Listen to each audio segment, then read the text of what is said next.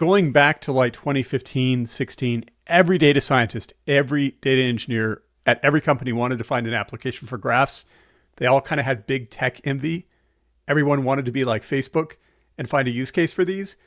But I don't think I ever saw an actual deployment that was useful. I know they were out there. I just didn't happen to see them. But it was kind of like MongoDB, where a lot of this was just driven by like, oh, we want to be, web scale. So we need Neo4j.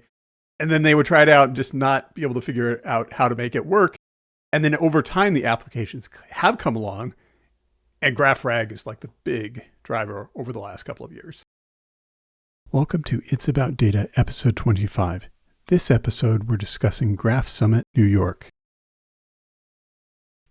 Tony, good to meet you here again on It's About Data. This time we're going to be talking about Graph Summit, which you attended recently, and there's just a lot of excitement in the air for Neo4j and for graph databases in general. Yes, well, Graph finally made it to Times Square. There was on the NASDAQ marquee, you saw Neo4j, and of course promoting with the term of the hot buzzword of the moment, the database for agentic AI. And GraphRag is the other thing they say again and again.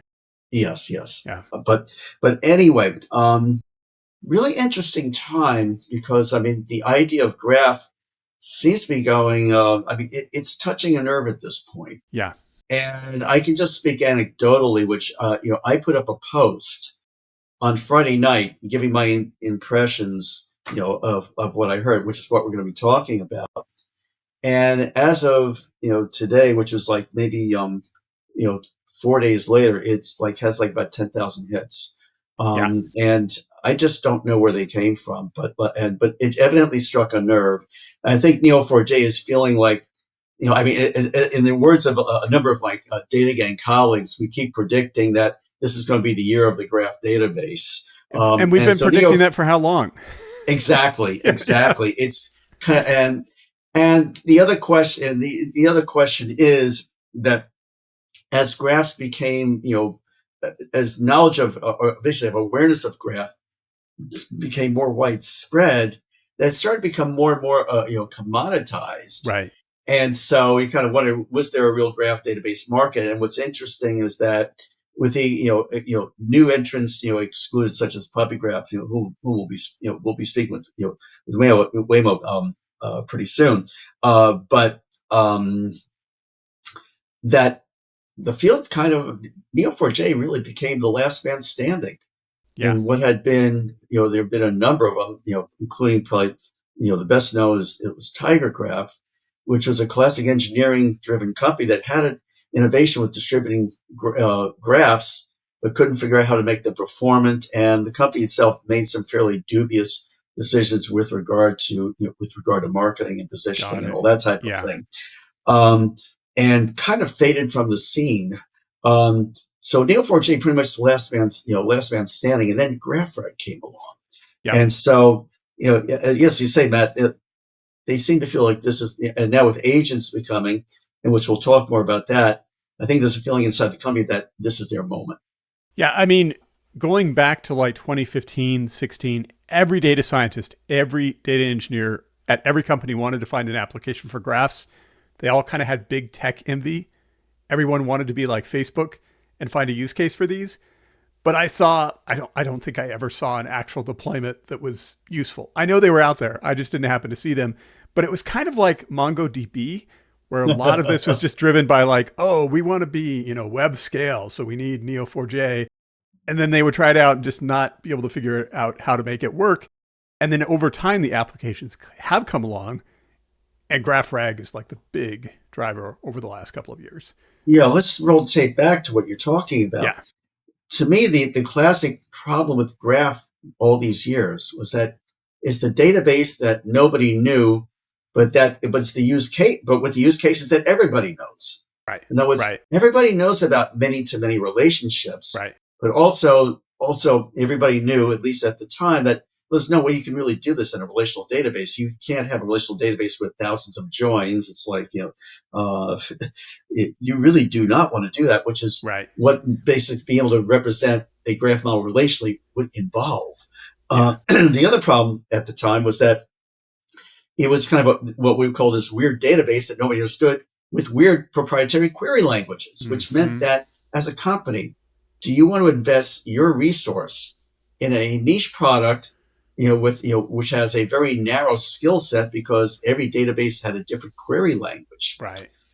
And a key development that I think that, which has not really been talked about, but I think is really sort of, changed the whole landscape, is that they the community did something smart, which realized we need a standard.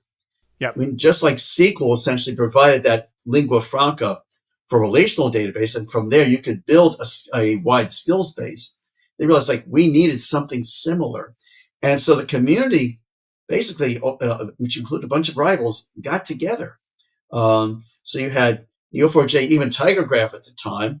Oracle was also very heavily involved with this. The Right. Postgres community was involved. The only one who wasn't involved was AWS, but AWS is now signing on to that Yeah. as well with what we call GQL, Graph Query Language. Now, GQL is really a canonical query language against which you design your query language to be compatible with. And Got it. so it provided that that standard by which you can now have this harmonization, and now it could lead to now a landscape where you could have many graph database providers not having to reinvent the wheel when it came to query language. Right. Because who wants to, I mean, yes, you may want to optimize your query language, and that's a competitive differentiation, but you don't want to have to invent one from scratch Right. for what would be a very narrow market. So that really changed things. Well, and fundamentally, what you find with customers is that they're always looking for an exit ramp. In other words, when they sign on with you as a vendor, they're always thinking about like, but what if we have to escape? Which is part of the attraction of SQL, right? It's like, oh, well, Yes. if I don't like RDS from Amazon, it's Postgres. So I'm just going to go to someone else, or I can go to a different SQL database. I should be able to translate things. And yeah, that proprietary, super proprietary nature was very scary, especially for a new untried vendor.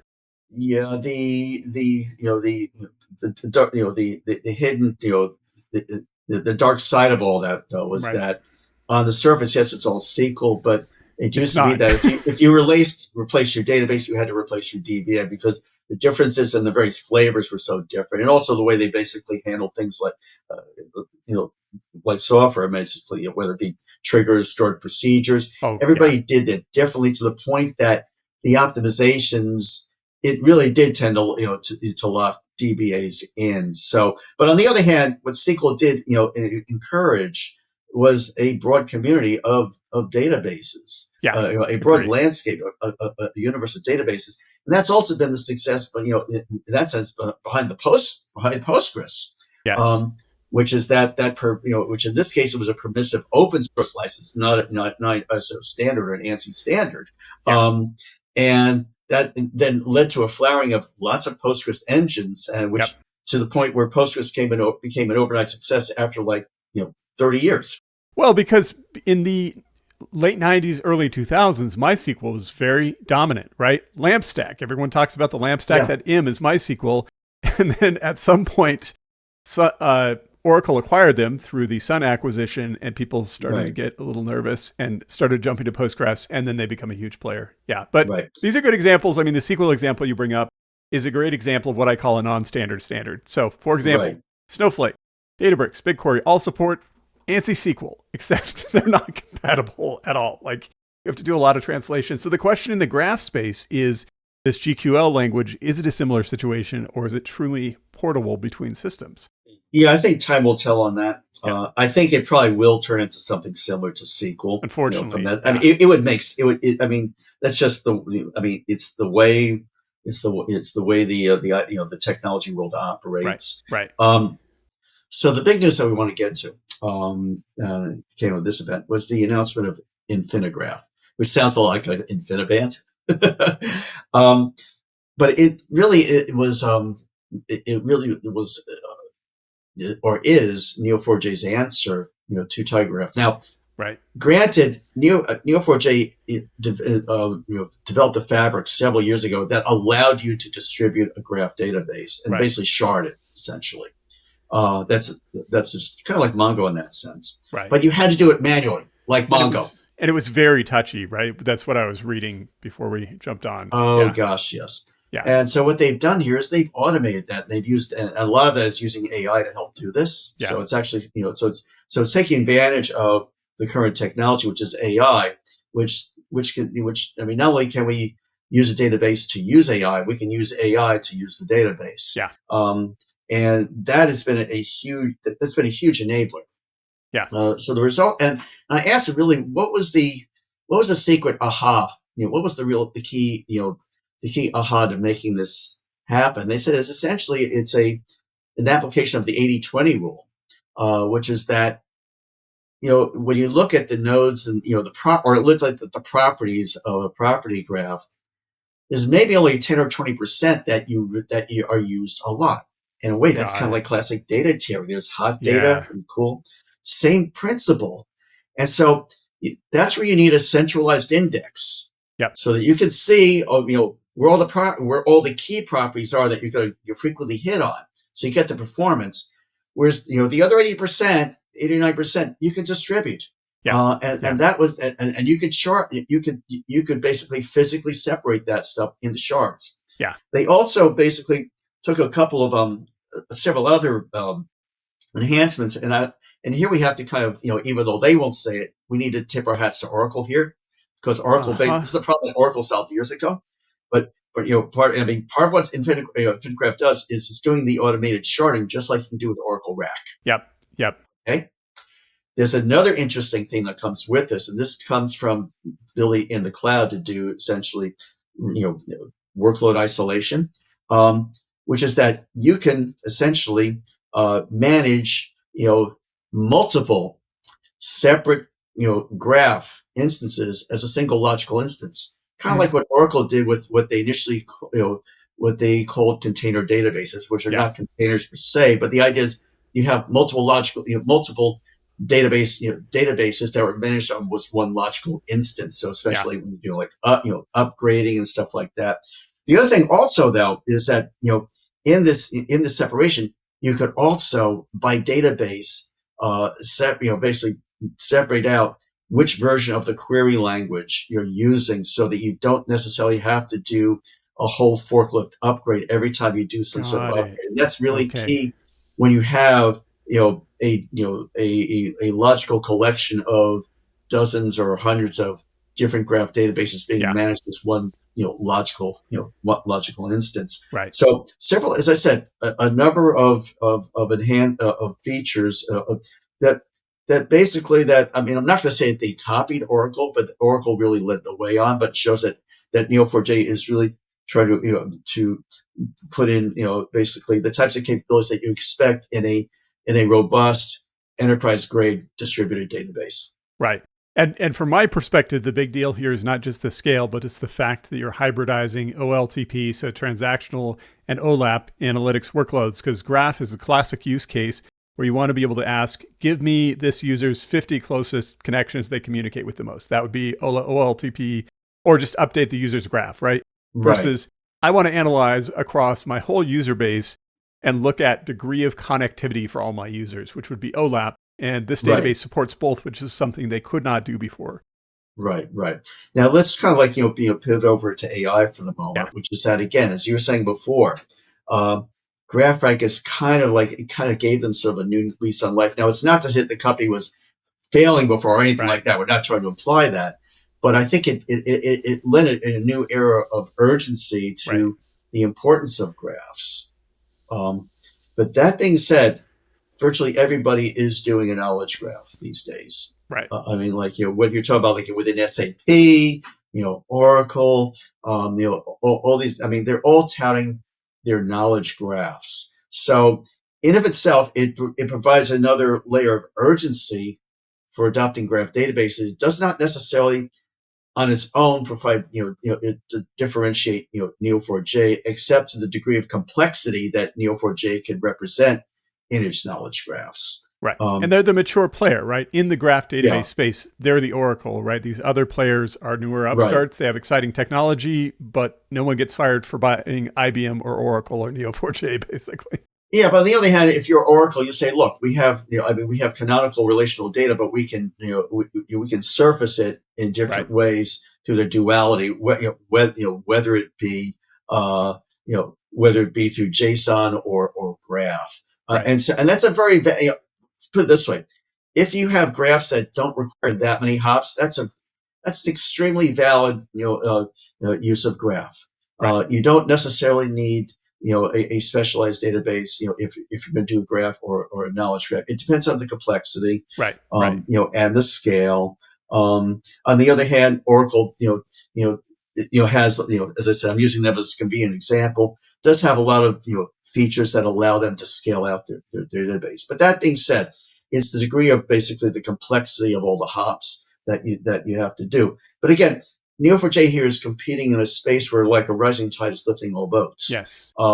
So that's where I think that agentic, well, the thing is they're facing a crossroads. I put this in my post, and maybe this is why it went viral, which is that what type of company does Neo4j, how do they plan to take advantage of this opportunity? What kind of company do they want to be?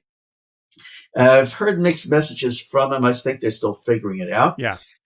They basically, up till now, have competed on that they have 7 canonical use cases, which would be employees, suppliers, networks, and security. I'm just reading this off: product, process, finance, and customers. And then following through that, the vertical industries that really heavily use those type, have very complex, basically networks of relationships, in those areas. So, and that's been a valid strategy up to now. Of course, one of the analysts at the meeting basically said, "Well, do you want to be like such and such?" Which only says we only do the most complex analytic problems. My sense is I don't think that my own take is I don't think that Neo4j should be all things to all people. But my conclusion in that post is that I think that with agentic, when you start to get into not so much just putting in simple agents that might have some autonomy, but you're just have simple agents there. When you start getting to a multi-agent world, Right. you then need to worry about if you have 2 agents that are well defined in the types of orchestration, in the types of agency that they have for their domains. When you put them together, will good things still happen, or will you have a situation kind of analogous to what we call harmful drug interactions, where drug A is good for condition A, drug B is good for condition B, but if you put them together, there could be some deleterious effects. And I think that that's something where Neo4j could have a unique advantage there in terms of, because they can reproduce the complexity of things, the permutations of things. Right. And when you start dealing with multi-agents, I think this may be something which could be their, I think that ultimately, and this really depends on, how, if basically, if enterprises put their money where their mouths are with regard to agents, everybody's talking agents this year. If we get into this complex agentic future, this could be basically kind of an unfair advantage. And I think this business actually for Neo4j could ultimately dwarf, maybe in volume, I don't know about in terms of revenue, but it could ultimately dwarf in volume what they do in actual databases. Yeah, I tend to agree. And I think so I read a lot of their use cases this morning. And one of the things they really push is this idea that traditional RAG is based on vector databases, which means that it's kind of heuristic, like think of it as probabilistic relationships. So think about how you reason heuristically, right? Like you say, well, A is kind of like B, therefore I'm going to make decision X. And Neo4j's argument, which aligns with the argument of a lot of the knowledge graph people, like Jessica Talisman and Juan Cicada, is that you need more logical rigidity for things like legal reasoning or for technical reasoning. And that's where they come in. And to your point about agents, I think that's a place where you want something more deterministic, even if you're using LLMs and Gen AI. And that's where you want an underlying logical structure and not just this kind of fuzzy vector structure that traditional RAG gives you. And this also relates to what John O'Brien was telling us as well, which will also be on another episode. Look, as you and I saw, we were at Day to Day Texas, last winter. The message that I got coming out of it, even though it wasn't the headline, was underneath all this. context is key. Yeah. Yeah. And when we say context, I mean the initial version of context, which was RAG, was just feed a bunch of data in and pray that it works out. Mm-hmm. And the new version of context is to apply more traditional, what you can call symbolic AI processes. I mean, you can call, graph databases look a lot like symbolic AI. And in this case, they're being used for a symbolic AI purpose. Combine that with Gen AI, and you're going to get a more deterministic, less risky result. Right. Totally agree with you there. But again, as I'm saying, Neo4j is not the only one that's doing this. And so where they certainly will definitely have a place in that market, they won't have that to themselves. But the thing is that I would love to see them kind of develop, let's say, like a specialized version. It would be almost kind of like a metadata store for agents. Yeah. Yeah. And the types of behaviors that agents, conduct, and the domains for which they operate in, and the types of interactions. Yeah. And I think I mean, this is basically, it's a riverboat gamble. Yeah. But I think if there's anything I think this is something which Neo4j needs to hop onto something, pun intended, that could really put them ahead of the pack. And I think agents, basically multi-agentic, basically being the guardrails in a multi-agentic environment, I think could be their unfair advantage. It is a market that's going to take a few years to develop. Knowledge graphs are certainly more here for the present, but given all the hype and attention going to agents right now, I've got to believe that they're thinking about this and debating this. And if I were talking to them right now, I said, like, this is something you should really pursue. This is, I think, this could be basically your annuity. Let's put it that way. This could be your annuity business. Yeah, and again, late 90s analogy, which we talk about a lot, we're kind of in the stage of all this stuff where JavaScript hasn't even been invented, right? Like all this whole space is sort of, what do they call it? Blue ocean. It's all stuff that has to be worked out, right? So we'll be watching this and seeing how. I think with Blue Ocean, I think it's time to quit before we start to drown. Okay. Sounds good.